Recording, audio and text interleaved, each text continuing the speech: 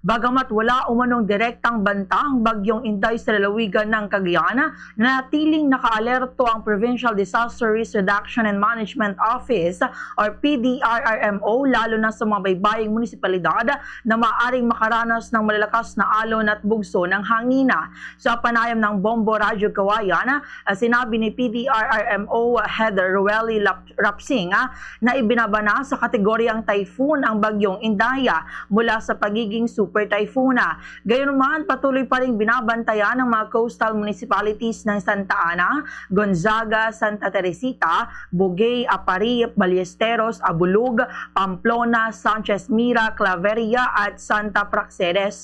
Ayon kay PDRRM Officer Rapsing, banayad lamang ang naranasang hangin sa Cagayan at nanatiling mainit ang panahon, kaya wala pang direktang epekto ng bagyo sa lalawigan.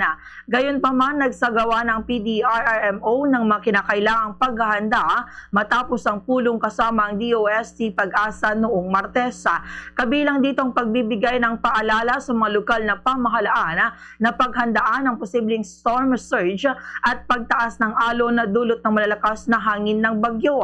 Dagdag pa niya na natiling nakapwesto ang mga rescue personnel at disaster response assets ng lalawigan upang agad na makaresponde sakaling magkaroon ng anumang emergency. Samantala, sinabi rin ni Rapsing na nanatili pa rin na nasa ilalim ng state of calamity ang lugar o ang bayan ng Cagayan dahil sa matinding epekto o lalawigan ng Cagayan dahil nga sa matinding epekto ng tagtuyot at kakulangan ng ulan na nakapekto naman sa sektor ng agrikultura. Anya, patuloy pa rin umaasa ang mga magsasaka na lalakas ang southwest monsoon o habagat upang makapaghatid ng sapat na pag-ulan sa lalawigan at makatulong sa kanilang mga pananima. Muling nanawagan ng PDRRMO sa mga residente lalo na sa mga naninirahan sa mga baybaying lugar na manatiling mapagmatyag sa mga abiso ng lokal na otoridad at umiwas muna sa paglalayag at iba pang aktibidad sa dagat kung kinakailangan upang matiyak ang kanilang kaligtasan. Ganito ang bahagi ng pahayag ni Cagayan PDRRM Officer Rueli Rapsing.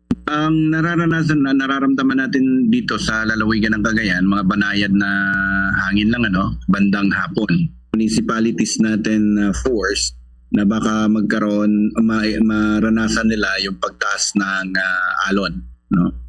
So, mangyari man yung sinasabi natin na pagtaas ng alon o hindi, at least yung preparedness nila nasa ganung level. But so far, yun lang ang ginawa nating preparation. Kasabay doon, since we're still under state of calamity, ang in-placement ng ating mga assets and rescue personnels are in place. Tuloy-tuloy yung assistance natin doon sa mga naapektuhan netong build-up ng El Nino na hanggang ngayon hindi tayo nakaranas ng mga pag-uulan.